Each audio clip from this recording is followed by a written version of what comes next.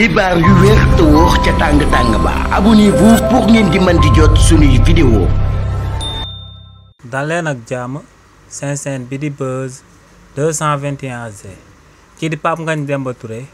di akub leader ci parti bii di Pastef yëkkati na ay kàddu daal di xamal lu war a sabab waa parti bii di Pastef waruñoo daal di nangu kenn daal di bàyyeekoo ci biti ñëw ci seen biir daal di leen di fewatle nee réer kenn du ko joxoñ naan lu baax la waaye ne réer bu gën a yées moom mooy ku réer ci boppam waaye tamit ne xam kenn du ko joxoñ ne lu bon la waaye ne xam bu gën moom mooy nga daal di xam sa bopp nee nag waa parti bii di Pastef war nañoo daal di xam juróom-ñaar yi seeni mbir bu ko defee kenn du leen daal di féewatle ne waa parti bii di Pastef nañ daal di xam que ne ñoom ñoo am meilleur partisan ci àdduna bi yëpp ndax ne parti bii di Pastef rek lañ daal di gis ay partisans am wàcc ci tëli bi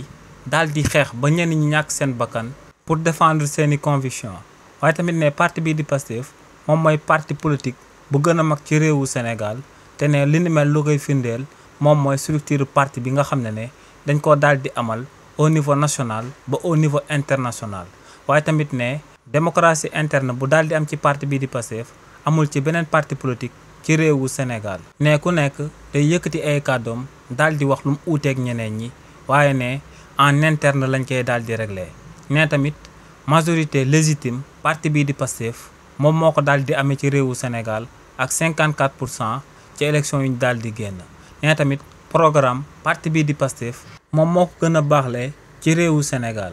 waaye tamit ne leader te muy Ousmane Sonko parti bii di Pastef moom moo ko gën a daal di baaxle ci réewu Sénégal waaye tamit ne président bi nga xam ne moom la leen président Ousmane Sonko daal di tànnal te muy son excellence président Bassirou Diomaye Diakhar Faye moom mooy président bu gën bu réewu Sénégal daal di am te ne ci parti bii di Pastef lu daal di bàyyeekoo. nee na parti bii di Pastef warta am juróom-ñaari ngëneel yooyee ba noppi ñuy daal di nangu keneen bàyyeekoo ci biti daal di ñëw di leen féewatle nee nag lu leer ba am moom mooy que ne groupe bu mën a am ci àdduna bi dina am ay gis-gis yu fa daal di waroo waaye ne lépp dañ ko war a daal di régler en interne ba daal di koy saafara waaye ne buñ daal di mës a nangu ñu daal di leen di féewatle daal di leen di diviser ci réewu Sénégal.